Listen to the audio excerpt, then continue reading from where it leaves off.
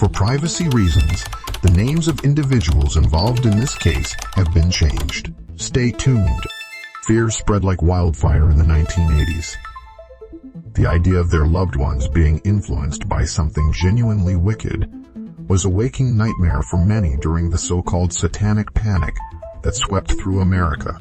While much of the hysteria was fueled by urban legends and paranoia that amounted to nothing more than kids rolling dice in a dimly lit basement, there were real horrors lurking in the shadows. In the heart of Chicago, beyond the sensational fears of dark rituals and secret cults, a real nightmare was unfolding. A group of brutal murderers, sexual predators, and cannibals operated under a twisted, unscrupulous belief system, leaving a trail of mutilated bodies in their wake.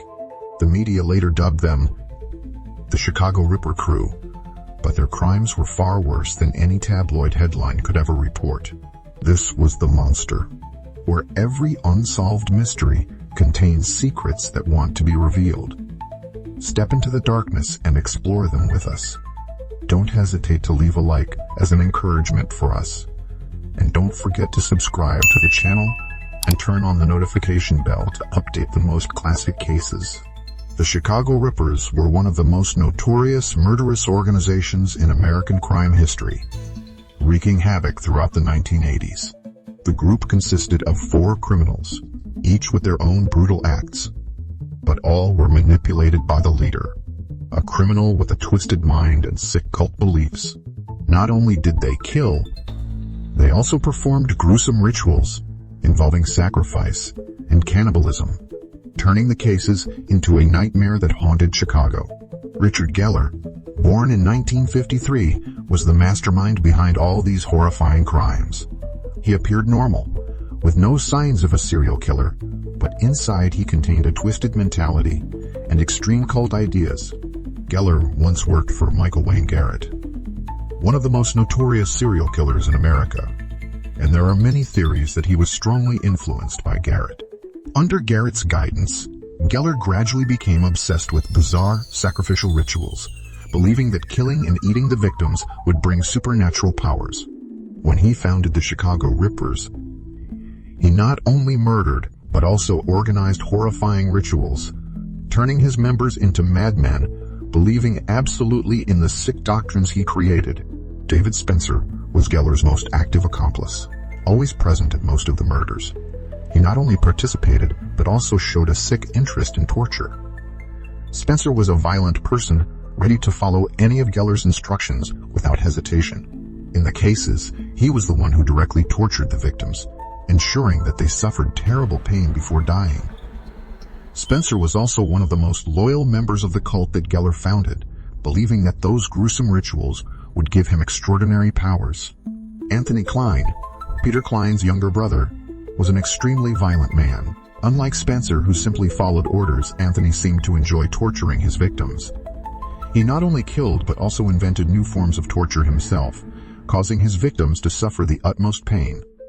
Several survivors of the group's kidnappings reported that Anthony always showed a strange joy in torturing his victims, sometimes laughing loudly or singing while committing the most brutal acts.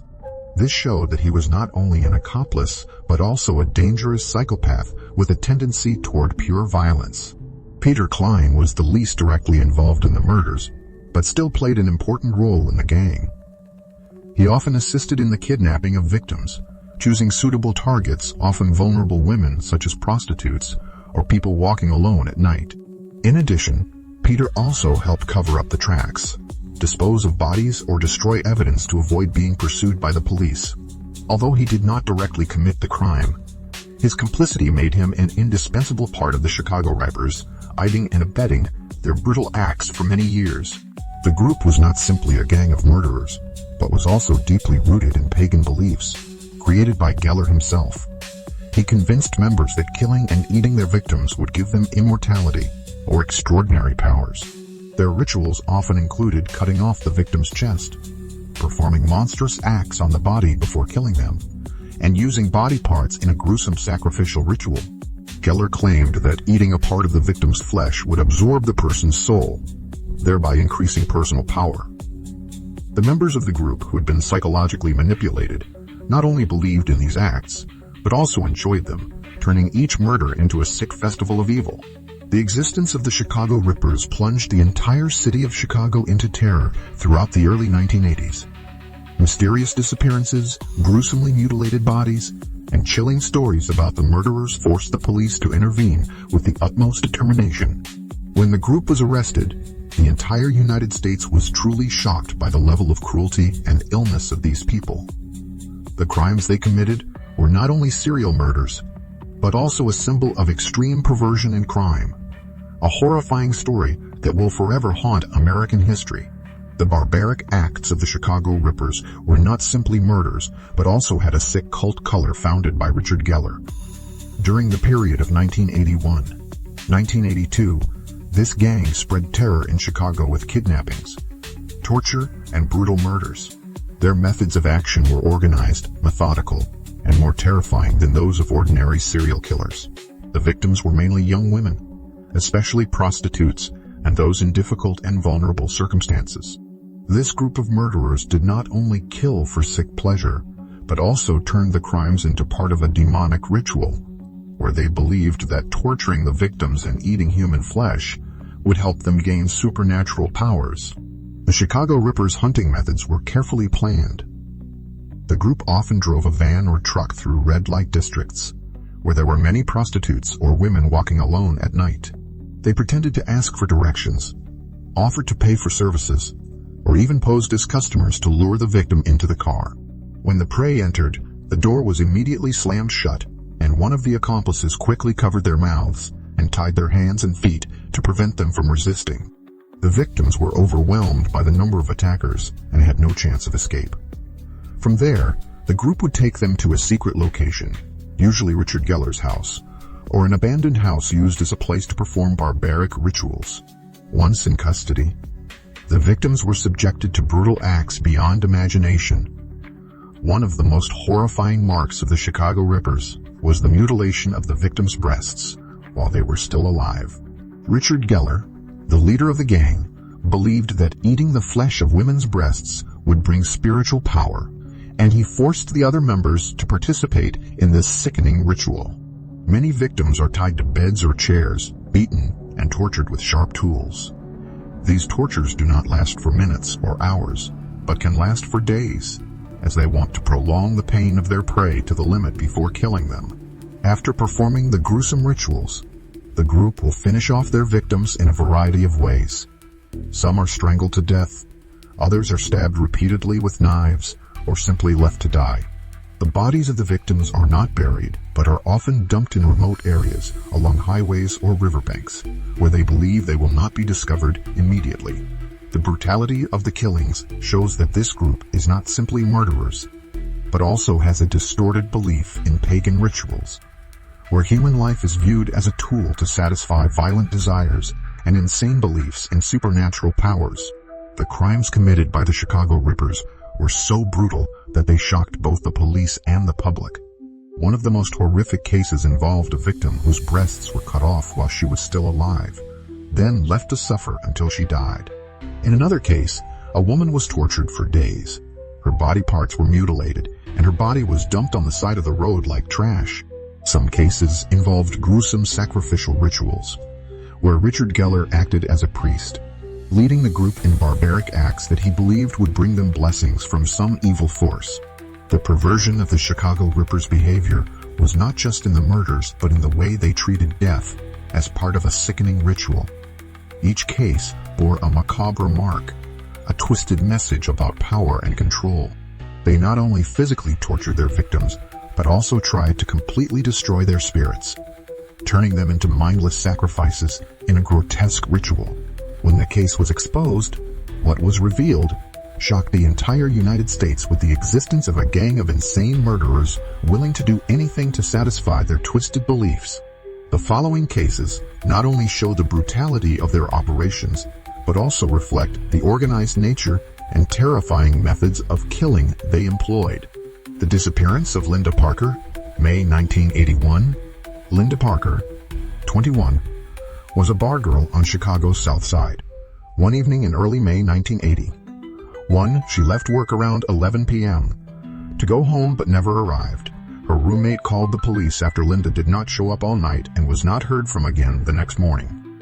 After more than a week of searching, the police discovered Linda's body in a vacant lot near the freeway. Her body was severely disfigured. Her arms were tied behind her back, and her body was covered in stab wounds. Even more horrifying, her breasts had been removed, as if in a barbaric ritual. An autopsy revealed that Linda had been abused for at least 24 hours before she was killed. This was one of the first signs of a gang of extremely sadistic killers. Susan Riley's Nightmare, August 1981. Susan Riley, 25, was a prostitute working near downtown Chicago. One night in August, she was approached by a white van. The drivers, later identified as members of the Chicago Rippers, offered her a high price for a ride.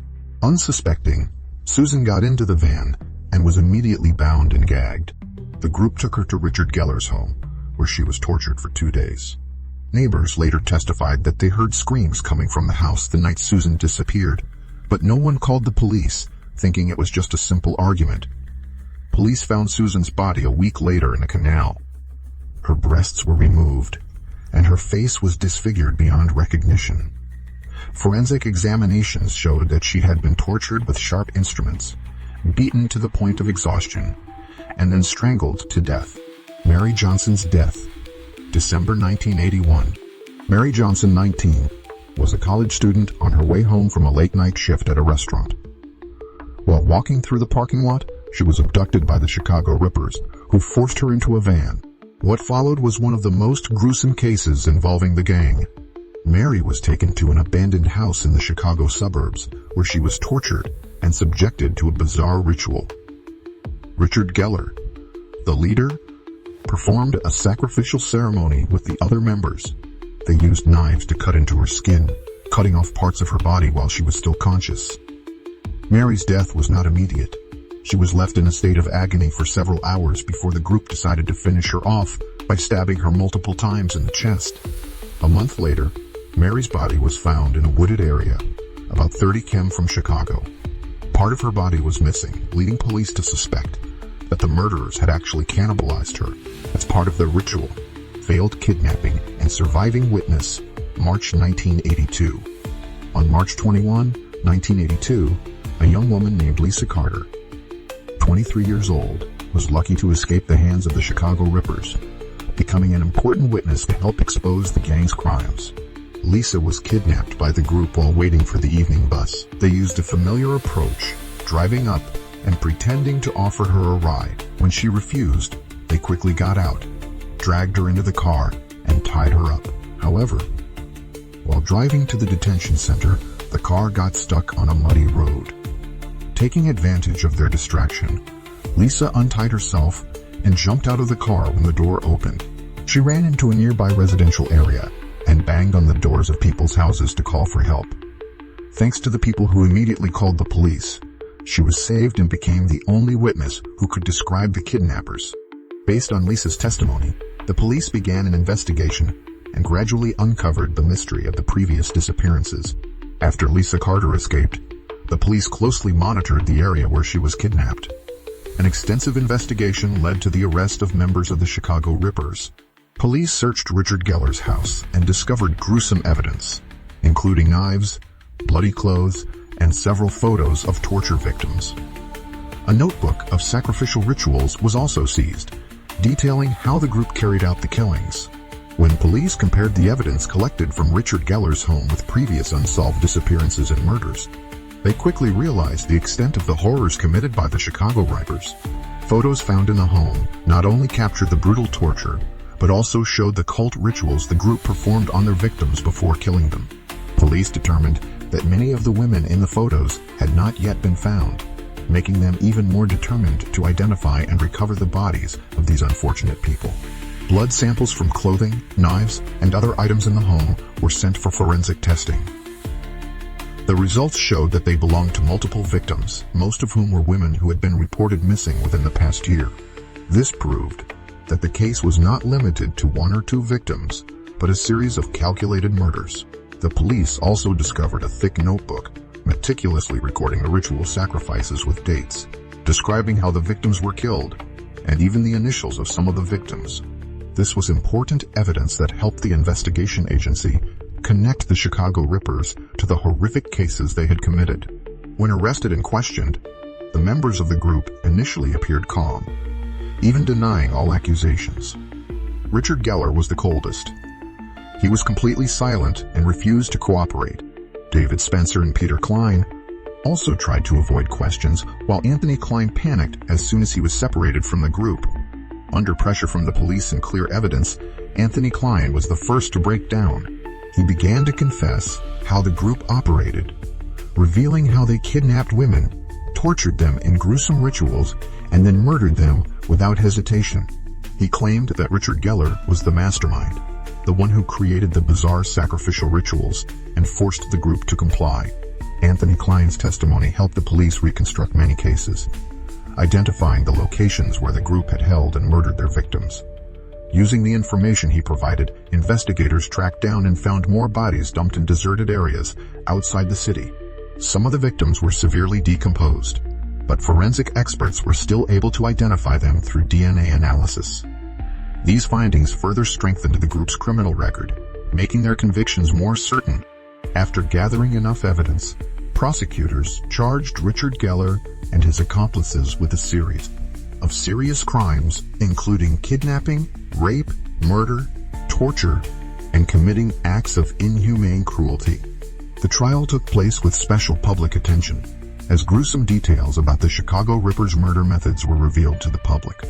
Testimonies from survivors such as Lisa Carter further clarified the vicious nature of the gang.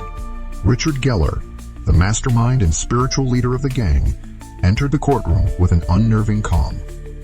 He showed little emotion throughout the trial, even occasionally smirking, as witnesses recounted the brutal acts he had committed. In contrast to Geller, David Spencer, Peter Klein, and Anthony Klein appeared more tense. Anthony Klein, the first to confess and give a statement to the police, kept his head down, avoiding eye contact. Peter Klein repeatedly blamed his co-defendants, while David Spencer remained silent, occasionally glancing at Geller as if waiting for his direction. The trial lasted weeks, with testimony from witnesses, forensic experts, and investigators. Lisa Carter, who had escaped from the gang, was the most important witness. As she took the stand, she recounted the horrors of being kidnapped, tortured, and seeing what the group did to other victims. Her voice broke as she spoke of the women who had not had the same chance of survival. Many in the courtroom wept as they heard the gruesome details of how the victims were tortured and mutilated while still alive and ultimately left for dead. Forensic evidence presented in court further highlighted the extent of the group's cruelty. Forensic experts presented DNA analysis of blood samples collected from Richard Geller's home, confirming that they belonged to several victims, most of whom had been missing for the past 2 years. Torture photographs, ritualistic notebooks, and even some of the victims' personal belongings were also shown in court. The prosecutor wasted no time in describing the Chicago Rippers' barbaric acts in detail, sending the courtroom into a state of horror. The defendant's defense attorneys attempted to make mitigating arguments. They argued that Anthony Klein had been coerced into participating, that Peter Klein was a mere follower who had not actively committed the murder, and that David Spencer had only been following orders from Richard Geller. However, the prosecution countered strongly, asserting that although their roles were different, they had all actively participated in the torture and murder, and that none of them had actually been coerced. Finally, after weeks of deliberation and trial, the jury took only a few hours to reach a verdict. When the judge declared the defendants guilty on all counts, the courtroom erupted in murmurs. Many of the victims' families burst into tears. Some hugged each other, feeling relieved that justice was about to be served. The judge stood up and looked directly at the defendants before passing sentence. He announced that Richard Geller, the mastermind and most heinous of the crimes, would be sentenced to death for his barbaric and inhumane acts. The courtroom erupted in cheers, some applauding, others shedding tears of joy as the perpetrators paid the price. David Spencer, Peter Klein, and Anthony Klein were all sentenced to life in prison, without parole, ensuring that they would never be able to return to society. Richard Geller remained expressionless as he heard the verdict, but his eyes flashed with anger. Peter Klein and David Spencer could not hide their horror, while Anthony Klein burst into tears on the spot. Several of the victims' relatives shouted from the audience, expressing their outrage at the murderer. As the defendants were escorted out of the courtroom, the people of Chicago could finally breathe a sigh of relief. The trial brought to a close one of the darkest chapters in the city's criminal history. But while justice was served, the haunting memory of the Chicago Rippers lives on in the memories of the families who lost loved ones and in the minds of those who witnessed the horrific crimes. Although the trial was over and the verdict was handed down, the reverberations of the Chicago Rippers' crimes still haunted the city of Chicago. The media continued to report on the case, delving into the dark corners of the investigation, analyzing the psychology of the killers and the lasting impact the case had on the community. News programs, documentaries, and even in-depth articles in the press constantly mentioned the horror of the case. Chicagoans, knowing that the perpetrators had been punished, still felt uneasy, worried that there might be others out there who had not been caught. The families of the victims, after years of suffering and despair, finally got some justice. Some felt relieved that the killers had been removed from society. But the pain of losing their loved ones was still unbearable. Sarah Miller, the sister of one of the victims, told the media after the trial, "I've been waiting for this day for a long time. They took my sister away from me in such a cruel way. Justice may have been served, but the pain they caused will never be erased." For the police, although the case has been closed, they continue to investigate remaining clues. During the trial, there were signs that the Chicago Rippers were not limited to just the four main members. Some photographs and forensic evidence suggested that there may be accomplices who have not been caught. A secondary investigation was opened to track down anyone associated with the group, especially those who had contact with or assisted Richard Geller in his brutal rituals. In the federal prison, where David Spencer, Peter Klein, and Anthony Klein are being held, the atmosphere is as tense as the courtroom. Anthony Klein, the only one who showed remorse, was constantly threatened by other prisoners who considered him weak and a traitor to his comrades. Peter Klein and David Spencer, still blindly loyal to Richard Geller, tried to maintain a cool demeanor, but even they knew that life in prison would not be easy. Meanwhile, Richard Geller, who was sentenced to death, was transferred to the solitary confinement unit of the Stateville Correctional Center to await his execution. He showed no fear, even sending letters to fanatical fans, sickos who considered him an inspirational figure. In the letters, he showed no remorse, but instead described his murders with terrifying pride. The prison had to strictly control his letters to prevent him from inciting extremists outside. After many years of waiting, Richard Geller's execution date was finally set. Hundreds of people gathered outside the prison the night before he was taken to the lethal injection room. Families of the victims were present to witness the killer's final moments, hoping that his death would bring closure to a nightmare that had lasted for years. When asked if he had any last words, Geller simply smirked and said, "I'll be back in your nightmares." The needle containing the lethal mixture was pushed into his vein. After a few minutes, his breathing slowed, then stopped. A wave of relief swept through the observation room, but no one applauded or cheered. It was not joy, but relief. Richard Geller's death officially closed a dark chapter in Chicago's history. But the lessons of the case, the psychological trauma of the victims' families, and the haunting of a city once shrouded in fear, will all remain in the memories of those who lived through it. Even though the perpetrators have been punished and the case closed, will the haunting legacy of the Chicago Rippers ever truly go away? Are there still unsolved mysteries, unaccounted for accomplices or even other sickos out there ready to continue their path of crime? And most importantly, how can a society stop monsters like Richard Geller before they wreak more nightmares? Thank you for joining us today. If you enjoyed this story and want to dive deeper into more intriguing mysteries, be sure to subscribe and hit the notification bell so you never miss an update.